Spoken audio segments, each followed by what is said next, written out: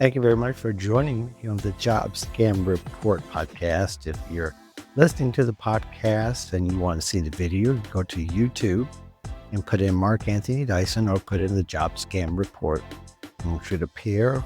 Or you might be watching a video and you might want to listen to the podcast. You can go to the Job Scam Report on Substack. I'll put the URL in the video for you.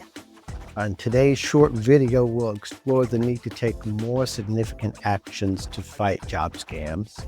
To get a clear picture of job scams' impact, check out the Better Business Bureau Scam Tracker site. The site has tracked tens of thousands of job scam incidents.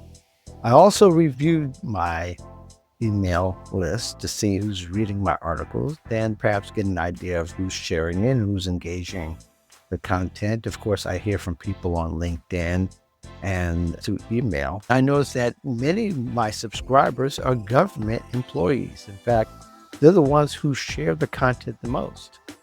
And a lot of these government employees are in different branches of the government, but to be more specific, many of the subscribers sharing my articles are actually getting them at their .gov email address. I've also said in previous videos, people should report their scams to the ic3.gov in earlier articles and on the podcast in the past. Over the last 10 months, I've heard people don't feel the government or the platforms like LinkedIn or X, where they've confronted scams, are helpful. Many of them have received scam texts from fake employers, then don't report them, but will block the number only.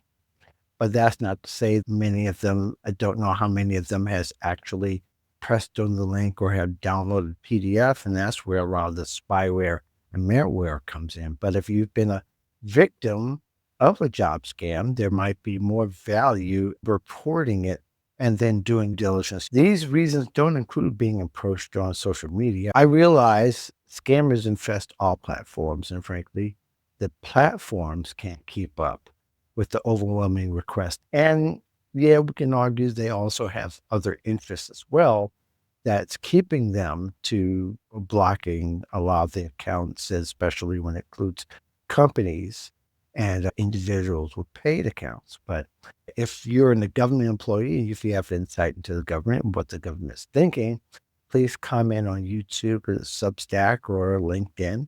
Let me know what you think. I like to include follow-up content through articles or through other media where I present about job scams.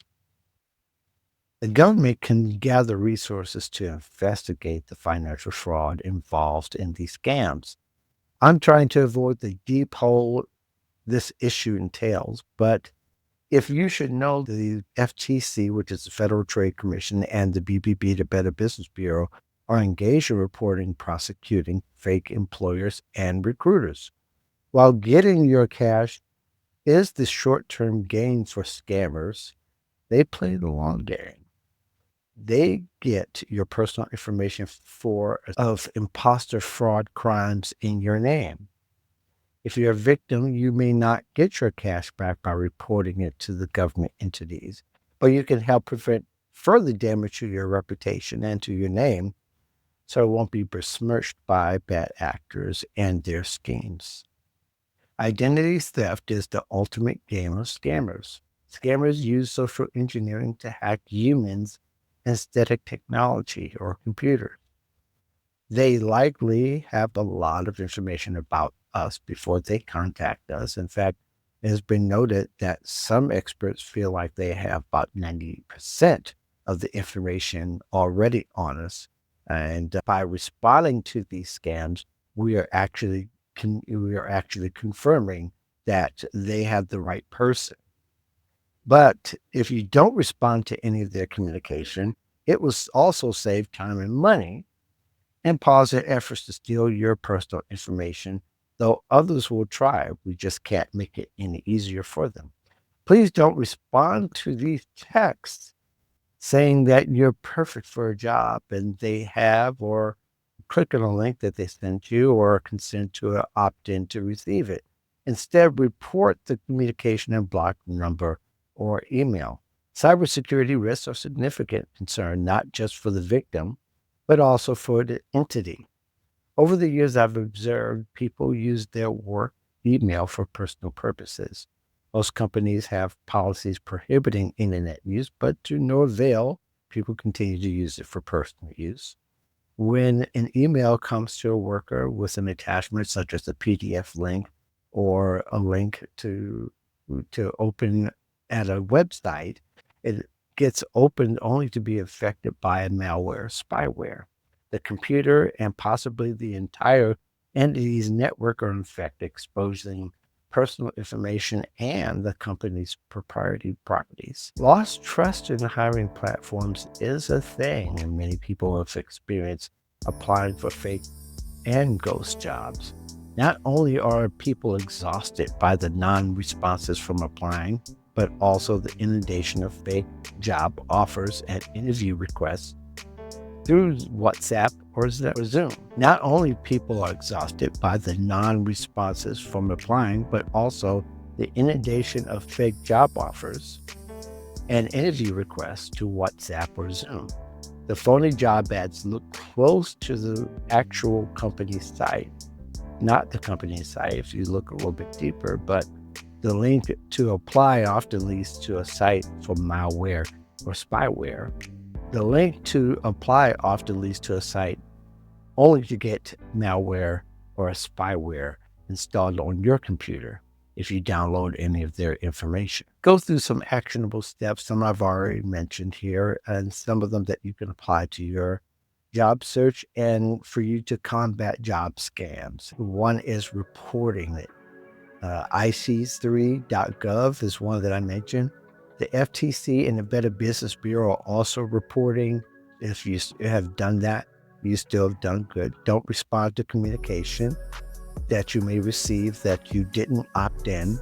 That's pretty random. Report, block, and delete when necessary. Create separate emails for your job search. And if you can possibly just be more discerning about who you respond to and just to check them out, that'd be even better for you. But the Gmail and other services that have filters and good spam filters are great. Gmail is probably one of the best that you can have. Make sure that there's no personally identifiable information is in your email. Share your exposure to job scams with your network for others to learn and respond. That's always good when you see posts on LinkedIn, especially with warnings and your experience. And I know by commenting on them and liking them will heighten the awareness of the whole community. So I think that's always a good thing.